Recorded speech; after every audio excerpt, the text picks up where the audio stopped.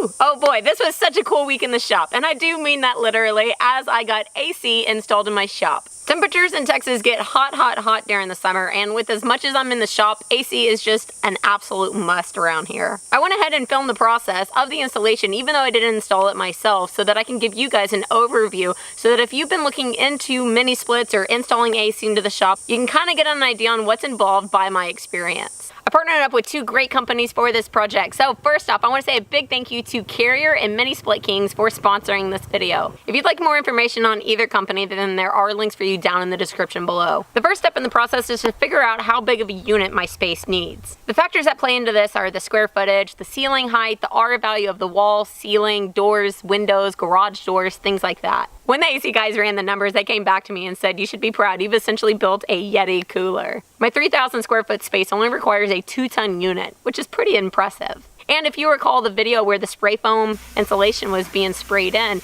I pointed out that while spray foam might be more expensive up front, it will save on the heating and cooling costs because of its efficiency. And this is a great example of that in play. Before the installers, Mini Split King showed up, I pulled the wall sheathing directly underneath where the unit would be mounted to the wall. Then I ripped the very top sheet in half and remounted only the top half. This is so the unit can be mounted to the wall, but the install guys will have access to the bottom of the unit. Now, Carrier has a large range of mini splits that can handle anything from a garage to a house to a garage the size of a house.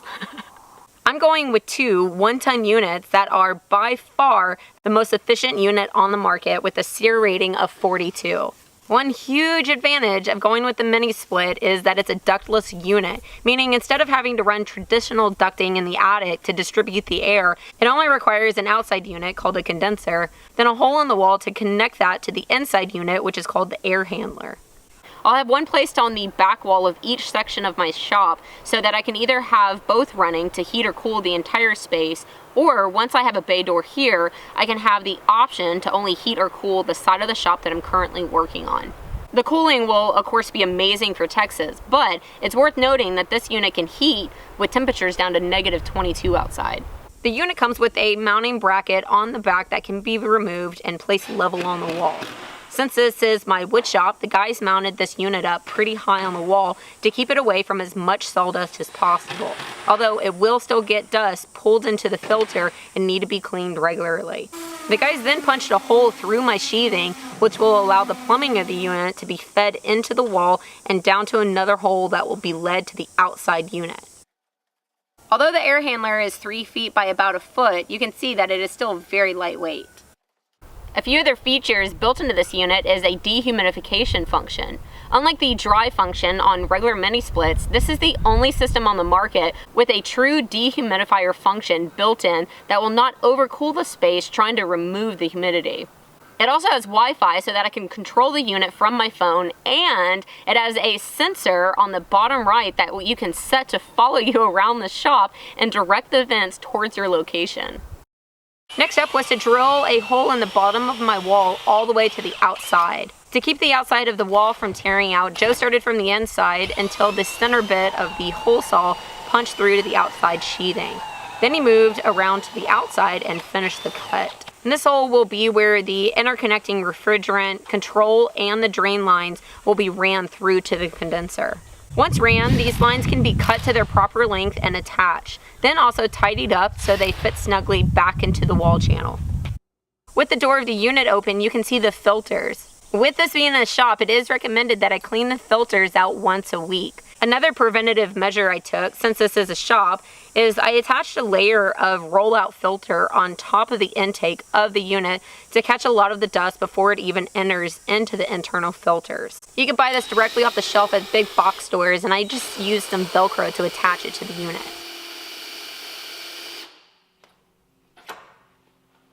All in all, the inside unit took about an hour to an hour and a half, so it honestly goes quick. And before you ask, yes, the job is simple enough to tackle yourself. However, there are two key factors to consider that make it worth hiring the job out. One is if you buy a unit direct and install it yourself, then you won't get a warranty from the manufacturer. Whereas since I went with certified HVAC installers, mine comes with a 10-year warranty straight from Carrier. Then on top of that, a lot of times the installers have a warranty themselves. So I got a 2-year service warranty through Mini Split Kings because I went through them. For me, the warranty factor alone is worth hiring the job out. Now I'll get into factor 2 in just a second after I show you how the outside condenser is installed. The condenser is the unit that goes on the outside, and it can be set on the ground on like a concrete slab, or it can be mounted to the wall. And since I still have some grading to do out here, I chose to mount mine to the side of my shop about waist height. A bracket is placed level on the side of the building where 2 arms are attached. Then the unit can be set into place and secured down. Next, the lines coming out from the inside of the shop can be cut to length and attached to the condenser. And now comes in point 2 on why hiring out the install is a good idea. Alright, so here we're setting up our micron gauge to the vacuum. We'll crank up the pump and start vacuuming out the lines. We want to achieve at least the 500 micron level, which will ensure complete dehydration of the freon lines, meaning no moisture, and eliminate any non-condensables. This is a crucial step that if it's skipped, then the moisture that is in the lines will always remain in the unit and attach to different parts inside, causing corrosion and premature wear and tear on the unit. So reason number 2 is these guys have the specialty tools needed to take this job from a working install to a top-notch job, setting up the unit correctly from the start. And once that happened, it meant that the unit was ready to be turned on. I went inside the shop and shut down all the windows, all the doors, and then powered both air handlers up to full blast.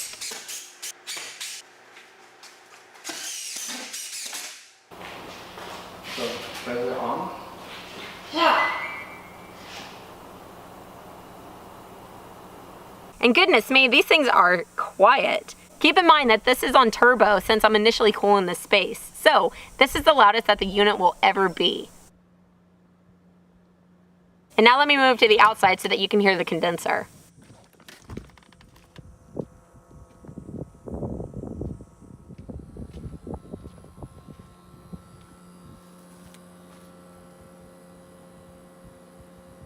Isn't it crazy how quiet that is? All right, for a few finishing up details, the guys added in a surge protector to my unit so that if there is a lightning storm, the $60 surge protector will need to be replaced instead of my entire unit. I also added in some Type Bond Weathermaster sealant to caulk around the hole that was put into the shop. And I think that about wraps up the process. If you've been looking at heating and cooling a space, then I definitely recommend looking into the mini split world. It's fascinating technology, I think. So if you have been looking into it, then I hope that you find this video a little bit helpful. And more than that, I'm looking forward to doing some projects in a little bit more comfortable temperatures. I'll see you on whatever I'm building next, guys.